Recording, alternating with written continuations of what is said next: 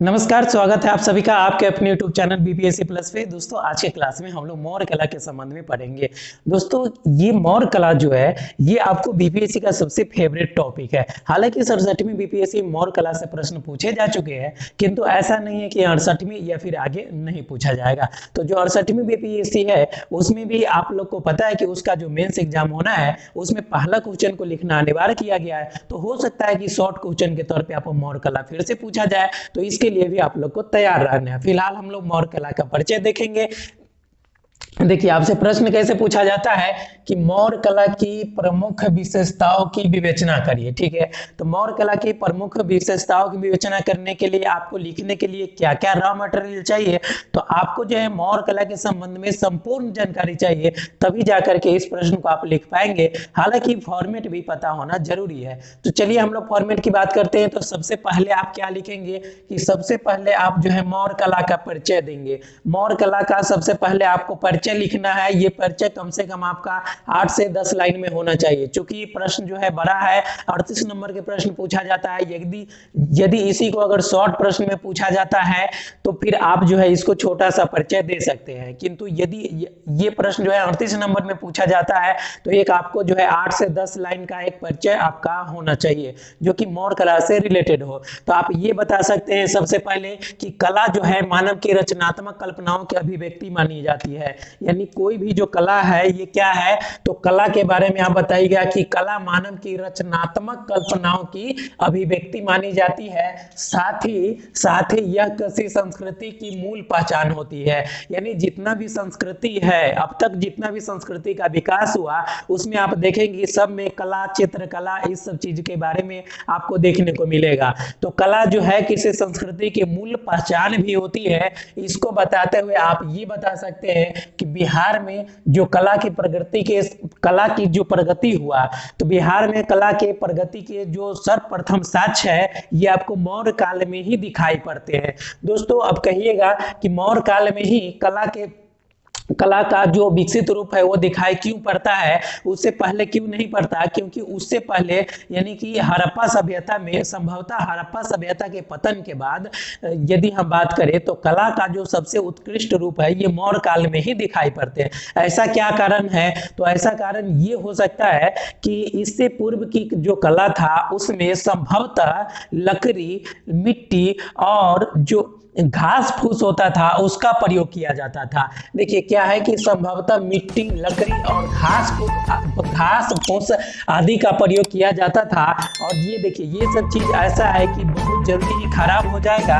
तो आप कह सकते हैं कि यही कारण है कि अधिक समय तक यह सुरक्षित नहीं रह पाया। अब देखिए मिट्टी का सामान ज्यादा दिन तक सुरक्षित नहीं रखेगा। हाँ ये जरूर है कि पकी हुई मिट्टी रहेगा तो थोड़ी दिन तक उसका अवशेष जो है ज्यादा दिन तक सुरक्षित रहेगा। तो मौर्य काल में सर्वप्रथम क्या हुआ कि अब यहां से आप देखेंगे कि मौर्य काल में सर्वप्रथम उत्कृष्ट रूप दिखाई देते हैं, क्योंकि कला के क्षेत्र में सर्वप्रथम पाषाण यानी कि पत्थर का जो प्रयोग है ये आपको सर्वप्रथम जो है मौर्य काल में ही दिखाई पड़ते हैं। मौर्य काल में सर्वप्रथम जो है पाषाण का प्रयोग किया जाने लगा, और इस पर जो है ये जो पाषाण यानी कि पत्थर है इस पर चमकदार पॉलिश भी की जाती थी। यही कारण है कि यहाँ से यानी ये जो कला है वो चिर अस्थायी हो गई, यानी अधिक लंबे समय तक यह टिकने लगा। तो अब इसके अवशेष जो है आपको देखने को मिलते हैं। तो उत्खनन के दौरान इसके अवशेष आपको देखने को मिलते हैं। तो आप कह सकते हैं कि मौर्य काल में ही सर्वप्रथम जो है पाषाण का प्रयोग किया गया और इस पर चमकदार पॉलिश किया गया। यही कारण है कि मौर्य कला जो है चिर अस्थायी हो गई और आगे की जो कलाओं पर इसका जो है प्रभाव आपको दिखाई देगा। ठीक है, तो मौर्य कला में इतना सा आप परिचय में आप ये चीजें लिख सकते हैं। परिचय के बाद दोस्तों बारी आती है कि किसी भी प्रश्न का उत्तर जब आप लिख रहे हैं तो सबसे पहले आप परिचय लिखेंगे। परिचय के बाद इसका जो मेन बॉडी पार्ट है इसमें आपको जो है एक विस्तृत जानकारी देनी है जिस चीज से रिलेटेड प्रश्न होता है। तो ये चूंकि प्रश्न मौर्य कला से रिलेटेड है, यदि मौर्यकालीन कला से रिलेटेड है, तो इसमें आपको क्या करना है कि इसमें जो इसका बॉडी पार्ट है उसमें जो है मौर्य कला के बारे में आपके पास जितने भी जानकारी है इस सब को आपको रखना है एक व्यवस्थित तरीके से। ठीक है, तो आपको क्या करना है कि जो मौर्य कला है इसको आप लोग जो है दो भागों में बांट कर पढ़ते होंगे। तो इसमें क्या है कि जो जो कला जो है आपको राजकीय दरबार के संरक्षण में यानी राजाओं के संरक्षण में विकसित हुआ उसको हम राजकीय कला या फिर दरबारी कला के नाम से जानते हैं। ठीक है, इसको किस कला के नाम से जानते हैं? तो दरबारी कला या राजकीय कला के नाम से जानते हैं। यानी कला का वह रूप जो राजकीय संरक्षण में विकसित हुआ उसको आप लोग जो है दरबारी कला या राजकीय कला के नाम से जानते हैं। तो ये चीजें आपको लिखना है। और इसके अंतर्गत आपको क्या क्या चीज लिखना है? तो इसके अंतर्गत जो है आपको चंद्रगुप्त मौर्य का जो राज्य प्रसाद है, चंद्रगुप्त मौर्य का, सम्राट चंद्रगुप्त मौर्य का जो राज्य प्रसाद है उसके बारे में लिखिएगा। और इनका जो राज्य प्रसाद है ये आपको पाटलिपुत्र के कुम्हरार नामक स्थान पर कुम्हरार नामक स्थान पे जो है आपको चंद्रगुप्त मौर्य का जो राज प्रसाद है उसके अवशेष आपको मिलते हैं। और ये जो आपको चंद्रगुप्त मौर्य का जो राज प्रसाद है ये एक सभा भवन था। इसमें इसके बारे में आपको सारा डिटेल जो है आपको लिख देना है।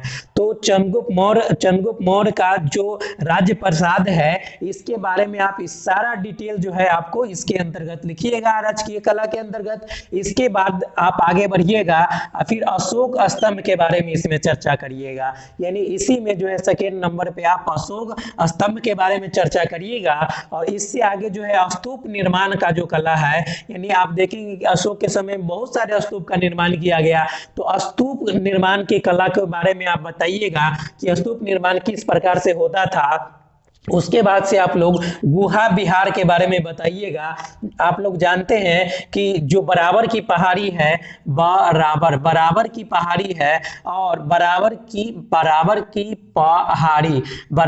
पहाड़ी और जो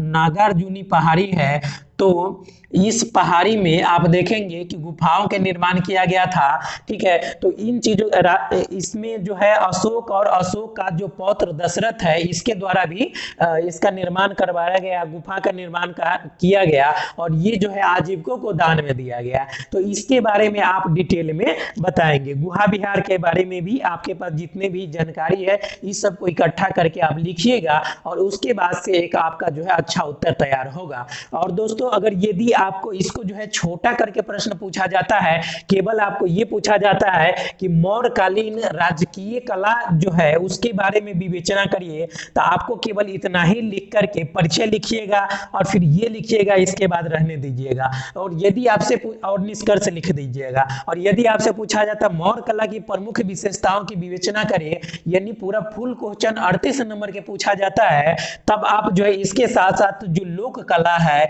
यानी मूर्ति कला है इसके बारे में भी आपको विवेचना करना है। तो देखिए जो कला राजकीय पराश्रय से स्वतंत्र यानी विकसित हुआ, यानी हम ये कह सकते हैं कि जिस कला के विकास में राजकीय दरबार का यानी कि राजाओं का कोई सहयोग प्राप्त नहीं था, तो ये जो है आपको यानी कि जो स्वतंत्र कलाकार थे, जो स्वतंत्र व्यक्ति थे, वो जो है खुद से कलाकारी करते थे, तो इसको जो है आप लोक कला के अंतर्गत रखते हैं, यानी लोक कला के अंतर्गत रखते हैं। इसी के अंतर्गत देखें कि बहुत सारे मूर्तियों का निर्माण भी किया गया, यानी राजकीय पराश्रय से स्वतंत्र कलाकारों ने भी मूर्तियों का निर्माण किया, जिसे हम लोक कला के अंतर्गत रखते हैं। तो इसको दोस्तों आप लोग लिख दीजिएगा और इसके बाद में एक जो है छोटा सा जो है निष्कर्ष लिख दीजिएगा। और निष्कर्ष लिखने के बाद जो है आपका इस प्रश्न का उत्तर जो है संपूर्ण हो जाएगा। दोस्तों यदि आप चाहते हैं कि इसका एक लिखा हुआ जो है एक फॉर्मेट चाहिए, मॉडल आंसर चाहिए, तो आप लोग वीडियो में कमेंट जरूर करिएगा, वीडियो को लाइक करिएगा, चैनल को सब्सक्राइब कर लीजिएगा और अपने दोस्तों में शेयर जरूर करिएगा। फिर आपको जो है इसका हम मॉडल आंसर भी प्रोवाइड करेंगे। Thank you, bye bye.